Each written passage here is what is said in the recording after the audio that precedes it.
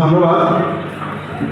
পবিত্র মাহে রমজান উপলক্ষে বাংলাদেশ প্রাথমিক সরকারি শিক্ষক সমাজ হরিরামপুর উপজেলা শাখার উদ্যোগে ইফতার ও দোয়া মাহফিল অনুষ্ঠিত হয়েছে।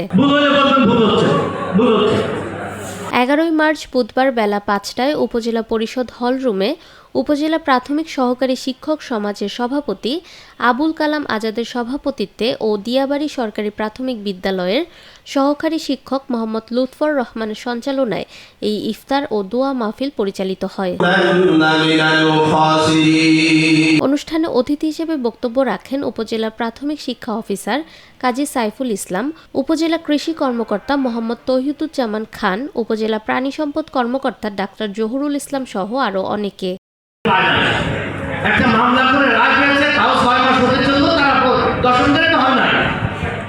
একজন সহকারী হয়ে তাদের উপরে তাদের কিন্তু 11 এবং 12 গ্রেড রাজ্য চলতেছে। তাহলে আমি দশম গ্রেড চাই কি করে?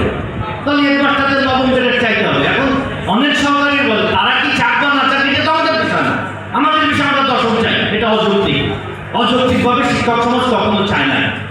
আমরা চেয়েছিলাম 11তম গ্রেড, প্রধান শিক্ষকদের যেহেতু দশম গ্রেড হচ্ছে, আমরা চেয়েছিলাম 11তম গ্রেড, কিন্তু সেই 11তম গ্রেড হয়ে গেল, হয়ে যাবে, সবকিছু রেডি, এর মধ্যে একটা পক্ষ দশম গ্রেডের আন্দোলন যোগদান। সর্বোপরি দেশ ও জাতির মঙ্গলে দোয়া ও মোনাজাতের মধ্য দিয়ে অনুষ্ঠানের পরিসমাপ্তি ঘটে।